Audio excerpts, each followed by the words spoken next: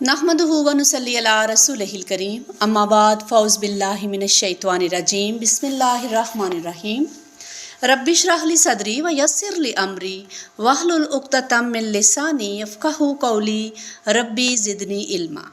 السلام علیکم ورحمۃ اللہ وبرکاتہ۔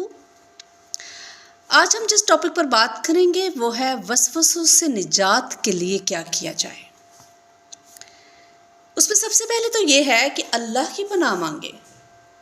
اللہ تعالیٰ نے قرآن پاک میں فرمایا سورہ فصلت کی آیت نمبر 36 میں، اور اگر تمہیں شیطان کی جانب سے کوئی وسوسہ محسوس ہو تو اللہ کی پناہ مانگ لیا کرو، بے شک وہ خوب سننے والا خوب جاننے والا ہے۔ اس کے علاوہ حدیث ہے کہ اس بات کا یقین رکھیں کہ وسوسے پر مواخذہ نہیں۔ نبی صلی اللہ علیہ وآلہ وسلم نے فرمایا، بے شک اللہ تعالیٰ نے میری امت سے درگزر کیا ان وسوسوں یا باتوں کے بارے میں جو اس کے نفس میں آئیں، لیکن اس نے ان پر عمل نہیں کیا اور نہ ان کے بارے میں بات کی۔ صحیح بخاری کی حدیث نمبر ہے 6664۔ تیسرا یہ ہے کہ اعوذ باللہ کثرت سے پڑھیں۔ سیدنا ابو ہریرہ رضی اللہ تعالیٰ عنہ سے روایت ہے کہ رسول اللہ صلی اللہ علیہ وآلہ وسلم نے فرمایا، تم میں سے کسی کے پاس شیطان آتا ہے اور تمہارے دل میں پہلے تو یہ سوال پیدا کرتا ہے کہ فلاں چیز کس نے پیدا کی، فلاں چیز کس نے پیدا کی، اور آخر میں بات یہاں تک پہنچا دیتا ہے کہ خود تمہارے رب کو کس نے پیدا کیا۔ جب وہ کسی شخص کو ایسا وسوسہ ڈالے تو اسے اللہ سے پناہ مانگنی چاہیے اور شیطانی خیال کو چھوڑ دینا چاہیے۔ صحیح بخاری حدیث نمبر 3276۔ اسی طرح سے نماز اور قرات کے دوران وسوسوں کی صورت میں اعوذ باللہ من الشیطان الرجیم پڑھ کر بائیں طرف 3 بار تھتکاریں۔ سیدنا عثمان بن ابو عاص رضی اللہ تعالیٰ عنہ نبی صلی اللہ علیہ وآلہ وسلم کے پاس آئے اور کہا، اے اللہ کے رسول، شیطان میرے اور میری نماز کے درمیان حائل ہوتا ہے اور میری قرات میں شک ڈالتا ہے۔ آپ صلی اللہ علیہ وآلہ وسلم نے فرمایا، اس شیطان کا نام ہنزب ہے۔ جب اس کی اکساہٹ محسوس کرو تو دوران نماز ہی تعوذ یعنی اعوذ باللہ من الشیطان الرجیم پڑھو اور بائیں طرف 3 مرتبہ تھتکارو۔ سیدنا عثمان رضی اللہ تعالیٰ عنہ فرماتے ہیں کہ میں نے ایسا ہی کیا اور اللہ تعالیٰ نے شیطان کو مجھ سے دور کر دیا۔ صحیح مسلم حدیث نمبر 5738۔ اسی طرح سورۃ الاخلاص اور معوذتین یعنی سورۃ فلق اور سورۃ ناس پڑھیں۔ سیدہ عائشہ رضی اللہ تعالیٰ عنہ نے بیان کیا ہے کہ رسول اللہ صلی اللہ علیہ وآلہ وسلم جب اپنے بستر پر آرام فرمانے کے لیے لیٹتے تو اپنی دونوں ہتھیلیوں پر قل ھو اللہ اور معوذتین پڑھ کر دم کرتے، پھر دونوں ہاتھوں کو چہرے پر اور جسم کے جس حصے تک ہاتھ پہنچ پاتا پھیرتے۔ سیدہ عائشہ رضی اللہ تعالیٰ عنہ فرماتی ہیں کہ جب آپ صلی اللہ علیہ وآلہ وسلم بیمار ہوتے تو آپ صلی اللہ علیہ وسلم مجھے اسی طرح کرنے کا حکم دیتے۔ صحیح بخاری حدیث نمبر 5748۔ اس کے علاوہ چند دعائیں ہیں جو پڑھی جا سکتی ہیں۔ ایک دعا ہے کہ ربی اعوذ بک من ہمزات الشیاطین و اعوذ بک ربی ان یحضرون، اے میرے رب میں شیطانوں کے وسوسوں سے تیری پناہ چاہتا ہوں، اور اے میرے رب میں تیری پناہ چاہتا ہوں کہ وہ میرے پاس حاضر ہوں۔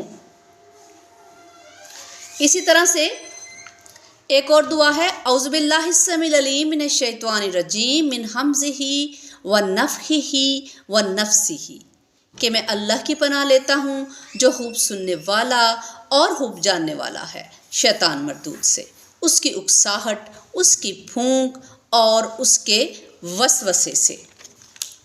سیدنا ابو سعید خدری رضی اللہ تعالیٰ عنہ بیان کرتے ہیں کہ رسول اللہ صلی اللہ علیہ وسلم جب رات کو قیام فرماتے تو تکبیر کہتے، پھر یوں کہتے، سبحانک اللہم و بحمدک و تبارک اسمک و تعالی جدک و لا الہ غیرک، پھر کہتے لا الہ الا اللہ 3 بار، پھر کہتے اللہ اکبر کبیرہ 3 بار، پھر اعوذ باللہ السمیع العلیم من الشیطان الرجیم من ہمزہ ونفخہ ونفثہ، کہ میں اللہ کی پناہ لیتا ہوں جو خوب سننے والا خوب جاننے والا ہے شیطان مردود سے، اس کی اکساہٹ، اس کی پھونک اور اس کے وسوسے سے۔ اس کے بعد پھر آپ صلی اللہ علیہ وسلم جو ہیں وہ قرات فرماتے۔ اس کو سنن ابی داؤد کی حدیث نمبر 775 میں بیان کیا گیا ہے۔ اسی طرح سے ایک اور ذکر ہے هو الاول والآخر والظاہر والباطن وهو بكل شيء علیم، کہ وہی اول بھی ہے اور آخر بھی ہے، ظاہر بھی ہے اور پوشیدہ بھی، اور وہ ہر چیز کا علم رکھتا ہے۔